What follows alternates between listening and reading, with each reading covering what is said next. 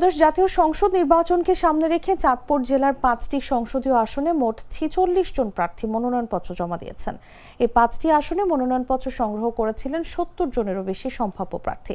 সোমবার মনোনয়নপত্র দাখিলের শেষ দিনে জেলা রিটার্নিং কর্মকর্তা ও জেলা প্রশাসক মোহাম্মদ নাজমুল ইসলাম সরকারের কাছে বিভিন্ন রাজনৈতিক দল ও স্বতন্ত্র প্রার্থীরা মনোনয়নপত্র জমা দেন। পাশাপাশি সংশ্লিষ্ট উপজেলা রিটার্নিং কর্মকর্তার কাছেও কয়েকজন প্রার্থী মনোনয়নপত্র দাখিল করেন। চাঁদপুর জেলা নির্বাচন কর্মকর্তা জিয়াউর রহমান খলিফা রাতে বিষয়টি নিশ্চিত করেন। প্রাপ্ত তথ্য অনুযায়ী চাঁদপুর 1 আসনে 15 জন মনোনয়নপত্র সংগ্রহ করলেও জমা দিয়েছেন 7 জন। চাঁদপুর 2 আসনে 20 জন সংগ্রহ করেন, এর মধ্যে 12 জন জমা দেন। চাঁদপুর 3 আসনে মনোনয়নপত্র সংগ্রহ এবং জমা দিয়েছেন 9 জনই। চাঁদপুর 4 আসনে 15 জন সংগ্রহ করলেও জমা দিয়েছেন 10 জন। আর চাঁদপুর 5 আসনে 11 জনের মধ্যে 8 জন মনোনয়নপত্র দাখিল করেছেন। জেলা নির্বাচন কর্মকর্তা জানান, নির্ধারিত সময়সূচি অনুযায়ী যাচাই বাছাই, প্রত্যাহার এবং প্রতীক বরাদ্দ শেষে চূড়ান্ত প্রার্থীদের তালিকা প্রকাশ করা হবে।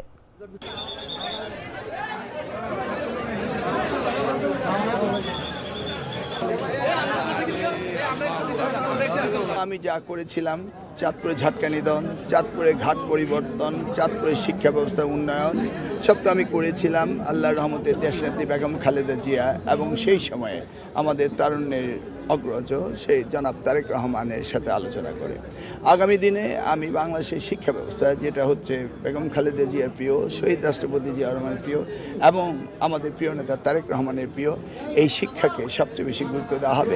বিশেষ করে কর্মমুখী শিক্ষা, নিড বেসড এডুকেশন, অর্থাৎ কারিগরি শিক্ষা।